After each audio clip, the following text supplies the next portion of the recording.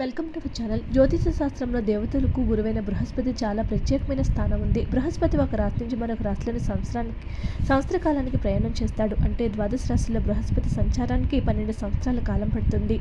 దేవతల గురువుగా చెప్పుకునే బృహస్పతి జ్ఞానము, తెలివితేటలు, అదృష్టము, వివాహము, సంపద మొదలైన వాటికి కారకుడిగా చెప్తూ ఉంటారు. ద్విదాస యోగము ఈ రాశుల వారిదే అని చెప్తున్నారు జ్యోతిష నిపుణులు. గురువు మిథున రాశిలో ఉన్నాడు, ఇక శుక్రుడు కర్కాట రాశిలో ఉన్నాడు.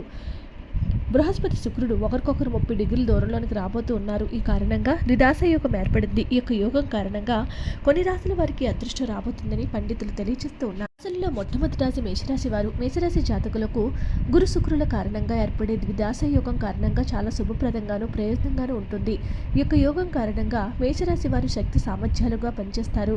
కుటుంబ సభ్యులతో కలిసి ఉంటారు. వర్తక వ్యాపారాలు చేసేవారు పురోగతి సాధిస్తారు. ఈ రాశి వారి ఆర్థిక పరిస్థితి బలోపేతం అవుతుంది.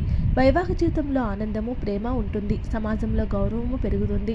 మతపరమైన పర్యటనలు చేస్తారు. మానసికంగా ప్రశాంతంగానూ ఉంటారు.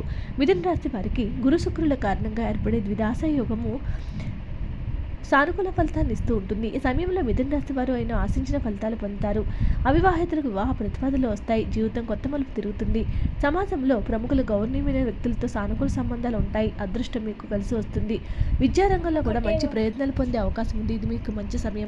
ధనుసు రాశి వారు. ఈ రాశి వారికి ద్విదాస యోగం అదృష్టాన్ని ఇస్తుంది. వైవాహిక జీవితంలో సంతోషం ఉంటుంది.